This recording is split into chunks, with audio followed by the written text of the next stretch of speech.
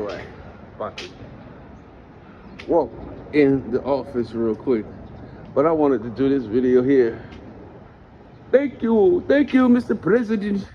Thank you, Mr. President. Hey, look, let's get into some shit real quick. And lightly spoken about within the black manosphere. Now, I don't even know if I posted it on that last video. I've done a few videos that I need to post up. I just never got around to it. But we gonna really get back into some deep Sam Semi topics. So I took it amongst myself to say, you know what? Let's talk about immigration. Let's talk about immigration. Hey. All right. Yeah. So, me personally, I'm right on the fence. Right there on the fence. I've mentioned in a few other videos that I've had Nigerian women wanting to marry me for a green card. I've had Ghanaian women wanting me to marry their sister for citizenship, right? You know, because you can only stay in the States for like 3 years, from what I understand. Because one Nigerian chick, she told me, I've already been here for 2.5 years. I need citizenship. You can help me, my brother. Help me. I'm like, brother, hold up. Did you come from slave ancestry? Fuck no. And, you know, she looked, both Nigerian women who wanted to, you know, marry me for citizenship, you know, they had the same rhetoric, and they both look good, you know, but I don't think I would, you know, one of them, she had a little sister, you know, she wants to be a Nigerian president. Let's get into some real shit real quick before I go in this building. Right? So,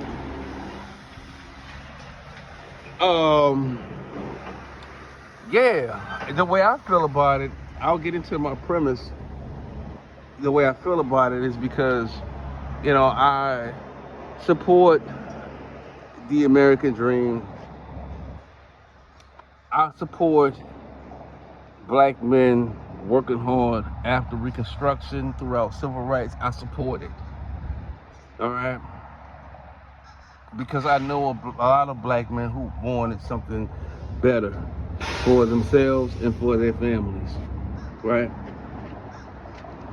And then when I start thinking about slavery, because I can actually name a couple of my ancestors who were slaves. And when I start thinking about them and what they had to go through all the way up until 1865, right? When Emancipation was signed. When I start thinking about that, I think about those Africans for the past 400 years, and, you know, where the Griffin made a joke about it. These motherfuckers never even sent the RAF over here. They never came to look for us. They never did. We did all of the fighting. So I agree with, you know, some people like Minister Jap. We had a conversation about this years ago, and that's the only thing we really agreed. We agreed about a few other things, but that's the main thing that we agreed about. They're not like us. They're not us. The Africans are not us. You know? You waited until we did all of the fighting here. You waited until after we had to deal with Reconstruction, till we had to deal with Jim Crow, you know, we had to deal with the Civil Rights Act, and then all of a sudden, simultaneously in 1965, Lyndon B. Johnson signs the Immigration Act. Now all of a sudden, motherfuckers coming over. Move out the way, nigger. That type of shit. And it's still going on today. So yes, my sentiment is no. You know, my homegirl Kim, she's Khmer, you know, she's Cambodian. Now she's in like her early 30s, but When she was 18 years old, her mother, because her mother and father are first generation Cambodian. So her and her siblings, they all understand how to speak Khmer. You know, I'm sitting here, laughing, because I could actually have a conversation with them too, and come on, I'm like, oh wow, but being around, her and her dad, and watching her dad chop ducks, and having, these ducks in my house and shit, because the kids was always fucking with the ducks. So I had to just feed the ducks and make sure they had water and food and all, before they got ready to eat it. I treated the duck like a pet. Next thing you know, her dad comes down from Akron, comes down to Ohio, to Columbus, Ohio, and he's like, yo, where's the ducks, and we're cutting up the ducks, he wants to smoke some kacha. Kacha is, weed, and come on. And, but his mom, like he grew up, my homeboy T and, his sister, they grew up single parent. Dad was never around. Dad ended up marrying a Laos woman and moved on. I'm getting a little too personal, but this is what I want to say. Kim's mom was approached by a Khmer guy. First generation Khmer, right? So Kim's mother and father and this other guy, first generation, born there. Okay? Listen to this real quick. Listen to this, because it gets deep. So, she's like, oh, well, I'll let you marry my daughter Kim for $10,000. And then, he put up the $10,000, ended up getting married with her, taking pictures with her like they were married and all of this, right? Have the same toothbrush, matching toothbrushes in the bathroom, and her clothes and his clothes are in the same fucking closet in the master bedroom, like they're married. So when immigration control enforcement comes over, ICE, when they come over, it's like, oh yeah, they are together. They're married. Oh yeah, let's get this guy a green card. And this guy was like in his 50s and shit, marrying an 18-year-old. Okay. So then when she really found out what was going on, she started getting into the dating game, and they had Khmer men who really wanted to get with her. One guy she actually fell in love with and had 3 kids with. But every day my homeboy is pissed because he cannot marry his baby mother. Why? Because, she is married to another motherfucker. Because, once that guy got his green card, once that old man got his green card, you know what he did? He left and went to California somewhere. Can't find him. Can't find him. Haven't seen this motherfucker in a few decades now. A couple decades now. Don't know where he is. Real shit. And he's mad, and he has every right to be mad because he cannot marry his baby mother. And you know what's so fucked up about it? He was born in Cambodia too. This nigga was born in Cambodia, but he came here when he was 2 years old. He doesn't know anything about Cambodia. And he's listed as an illegal immigrant. He gets paid under the table, working at restaurants and shit. Makes good money, but he's not necessarily legal. And he can't even marry his fucking baby's mother, who is legal. Ain't that a bitch? Let's go. The fucking Arab guy, man. I asked the Arab guy because they got this, and you know what? Like, I know some Arab people, some Pakistani people, some Lebanese people. They real cool with me. They really cool. Great people, treat me well all day. Walk in the back of the store, chat with them all day and shit, Sometimes I just get whatever the fuck I want to walk out of there, no problem, Nigga, put that on my tab, type of shit. But, there's some places where I go, where they pander to black people, big time. You know, there's one store that I went to, not too far from where I am right now, and I get along with them like really well too, big time, really well. But you know, they always play black music in there. They play like 90s black music and early 2000s black music. I decided to, you know, I asked, you know, like, Habibi Salam. You know what I'm saying? Cause you know, like I can speak Arab a little bit too. You know, so I asked them like, what do you know about this song right here? They was playing Adina Howard, Freak Like Me. And I'm like, yeah, man, this is kind of like old school classic type of shit right here. Man, who sang this song? This is an old guy too. I mean, we get along very, very well. He didn't know who that was. I asked him what the name of the song was. Who sung this song? He didn't know, but he's always playing black music in there. Pandering to black people. Getting paid and shit, pulling up in a Benz and motorcycles and shit in front of his store. You know, black folks, they just go in there and spend all their money. And I really, like, he was like, well, I haven't seen you in a while. Yeah, because I don't come here quite often anymore. You know, and it's hard to really find a black business to pander. You know, you know, to take and, you know, really go there and, you know, spend money. It really is. And we'll get into that in another video too. But, hey, these fucking Africans, man.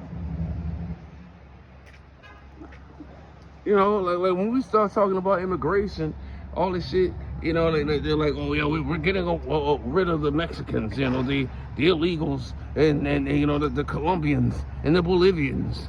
You know, no, hold up, bro, hold up. We gotta start from the top down. The top down. They've been trying to get citizenship here, but I'll be goddamn, bro, if they do that shit off of our backs, off of black people's backs. They come here. And, you know, I have a Ghanaian family that I'm really fond of. The patriarch, the male of that family, because they have 3 kids. 2 of them are in college right now. And one now, she's in high school. She's on her way to college.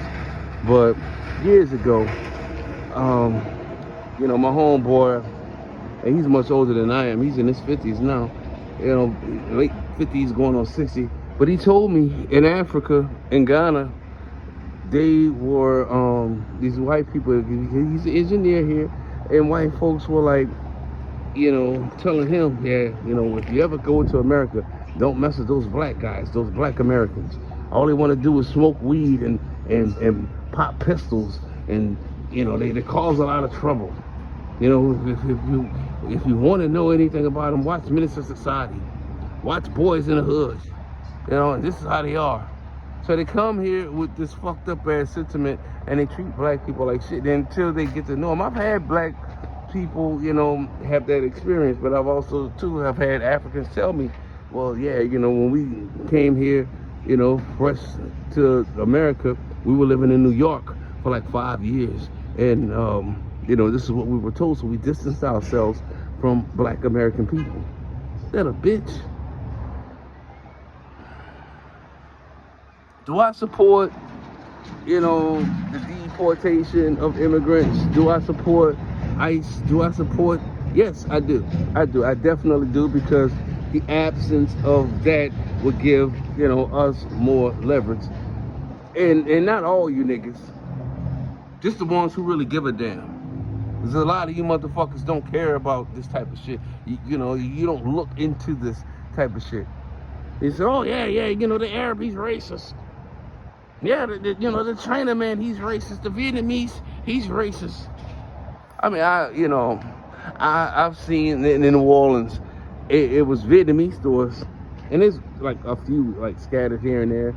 And I ran into a couple stores that were ran by Filipinos, and you know, I was like surprised. And then they were selling their store, the Filipinos, they're selling their store to Arab people. They go in there and walk all behind the counter. And, you know, my homegirl there, she was like, well, what the fuck? You know, this dude keep coming in here, walking behind the counter and shit. He hasn't put a diamond on his store. You know, he's coming in here wanting to check it out and all this, you know. And then, you know, the Arab guy asking me questions and shit about the neighborhood, asking me questions about the area and, you know, how much money uh, do I think that would circulate through the store, based on the area, you know. Filipino quitting. A lot of Vietnamese people who had corner stores in New Orleans have stopped, and the Arabs have taken over. I've noticed that shit just, going back to New Orleans, is just peeping it out like, what the fuck is this? No more Vietnamese people? Goddamn. So Vietnamese people, they're moving on and doing other things. They've established a whole community in New Orleans East. Black folks haven't done shit.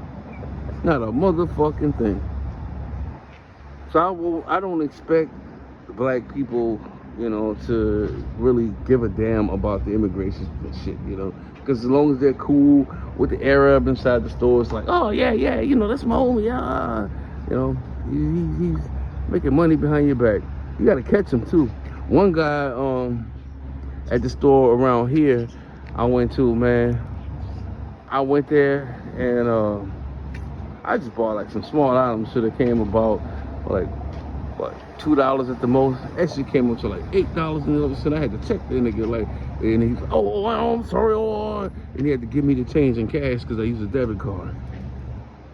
These are wicked motherfuckers. And then, the part that I really don't like is watching these videos, which I don't think it's like black Americans. I think it's more Africans who have that problem, where, you go to these videos on YouTube and they say, well, this is, the 10 places where black people can't go because it's racist over there. And, one of those places is Saudi Arabia.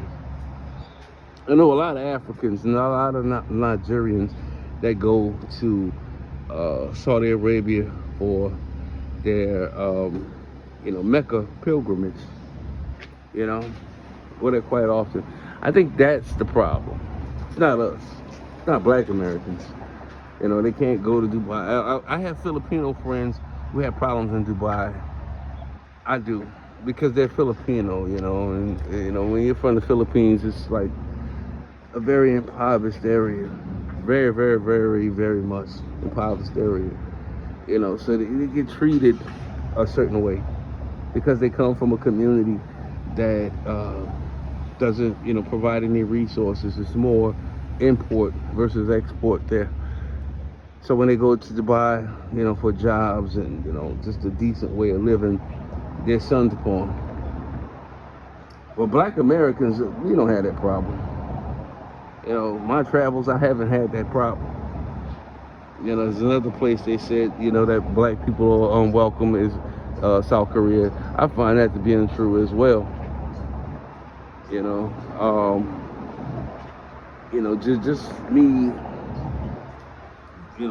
looking at Southeast Asia and, frequenting that part and knowing Vietnamese people and knowing Filipino people personally. I have a grandmother, a hood grandmother that's Vietnamese. Old lady. And I know a lot of Vietnamese people, grew up with them, learned Vietnamese, since I was a kid. Never had a problem. Even going out there, would never have a problem. It's the Africans.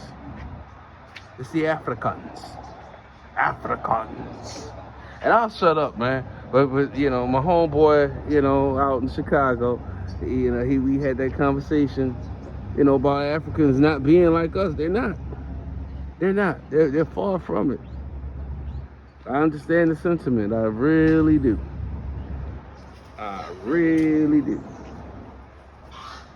But, hold up. It is what it is. Hola, ¿cómo está? Muy bien, ¿y usted? Bien, bueno. Bonita. Gracias. De nada. Hey. Well, man, there's a lot, man, when it comes down to all of this stuff, man. You really have to really look at it closely. because they'll wipe you out. Like, they will really, really wipe you clean out of here. And they've been doing a great job at doing it too. And you know, why it have to be like that? Why has to be a small percentage? Why is it that, you know, the manosphere, you know, they are so busy complaining about women, complaining about the lack of pussy? Why is this?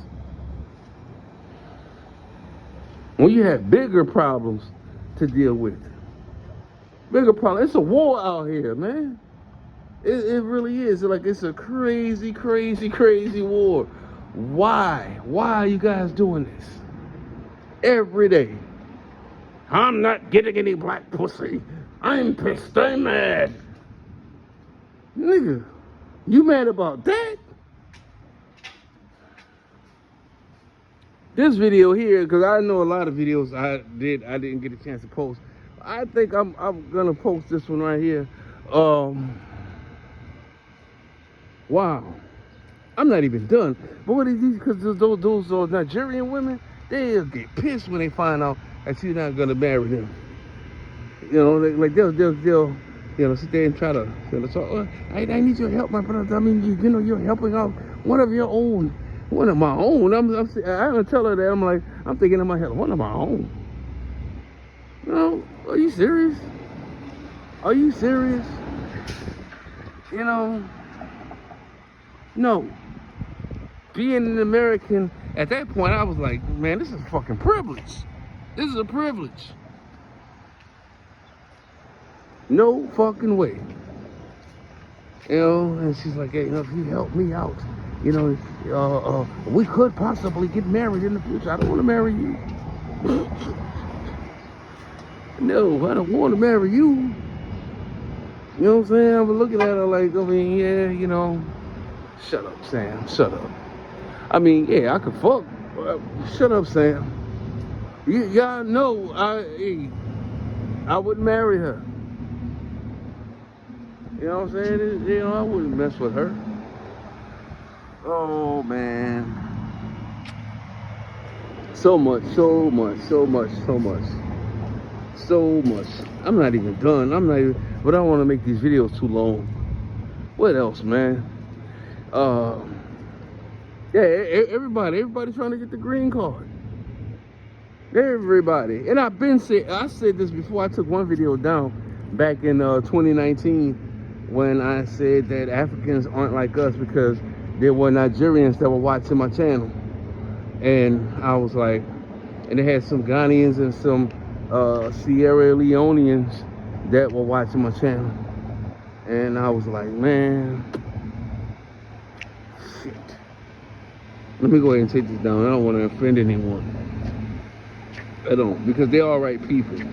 They're all right people with me. But, you know, my hairdresser, you know, all right, you know, her husband, all right with me. But then when y'all try to get, you know, your daughter-in-law, you know, not your daughter-in-law, but your sister-in-law, who lives in Italy, you know, she's trying to come to America, you know, to live legally. And my hairdresser, who's Ghanaian, and she wants me to marry her fucking daughter for $7,000. I said daughter again. Her fucking little sister for $7,000. Y'all, you know, hey, the American dream. Just enjoy your house here in the United States and enjoy your fucking house in Ghana that you spend money on every, you know, fucking, you talk about your Ghanaian family out there, all the family out there think that you live in America so that you're high sedity and you're rich and they're always begging for money and shit. You want to send your fucking little sister over here. Man, look, not off of my fucking life, no. What if I find someone who I really, and I did, you're like, what, you know, like I was like, oh hell no, 'cause that's the first thing I thought. What if I find somebody that I really like? I gotta tell her that I'm married to this African motherfucker that I don't even sleep with, all because she paid me X amount of money just to, and I know people who've done that though. I know people who have actually done that. They were that desperate. They were that fucking desperate for a green card. Oh man, that desperate, you know, for a green card for someone else. I'm gonna go ahead and end this video here. Get in this office, man. You know what I'm saying? You know, they pay you money and shit. You take that shit. Oh yeah. Habibi Salam.